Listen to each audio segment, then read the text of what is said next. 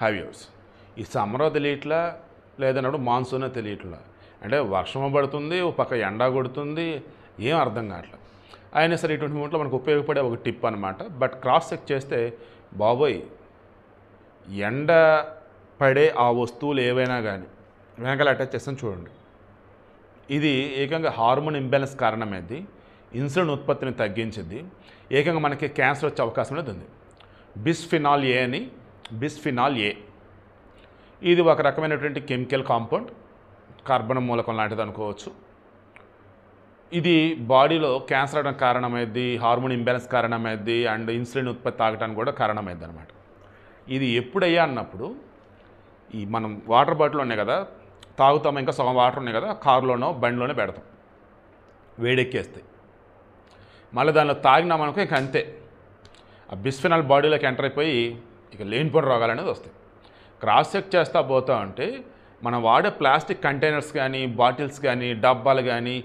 ఏవైనా సరే ఎండకి డైరెక్ట్ అటాక్ అయ్యి దాని లిమిటెడ్ వాటరో ఏదైనా తినే వస్తువులు లైక్ ఏదైనా కనుక పెడుతూ పోతుంటే అవి కూడా చాలా డేంజర్ సో మీకు ఏం అర్థం కావాలి ఇప్పుడు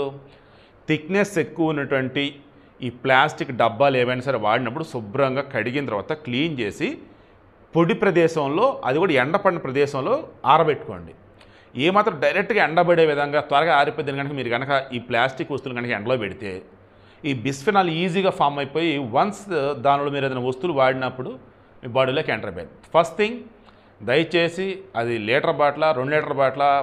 250 ml ఏదైనా కానీ వన్స్ వాటర్ తాగామా అది కారులో పెట్టాము అన్నప్పుడు ఏసీ ఉంటే ఓకే ఏసీ లేదు ఇక మేము తర్వాత రోజు అనుకుంటే ఆ బాటిల్ క్రష్ చేసి పడేసేయండి అందులో పెట్టకండి అనవసరం కకృతి పడకండి అవునన్నా కాదన్నా గతంలో నాకు తెలియకుండానే ఒకవేళ వాటర్ కనుక బాటిల్ బయట తీసుకున్నాను అనుకోండి కొంచెం తాగేస్తాను యాక్చువల్గా నేను ఏంటంటే బయట కూలింగ్ వాటర్ తీసుకోను నార్మల్ వాటర్ తీసుకుంటాను ఏది 10 రూపాయల బాటిల్ అయినా 20 రూపాయల బాటిల్ అయినా అంటే నార్మల్గా కదా అని చెప్పేసి తాగేసి మళ్ళీ అలా బండిలో పెట్టేస్తాను ఒకసారి ఎమర్జెన్సీ అయితే ఉంటుంది కదా అని ఎప్పుడైతే ఈ న్యూస్ చూసానో ఇంక ఫస్ట్ అండ్ లాస్ట్ అని చెప్పి క్రష్ చేసి అవతల పడేస్తాను సో మీరు కూడా ఎంత తెలియగల వాళ్ళైనా ఎంత చదువుకున్న వాళ్ళైనా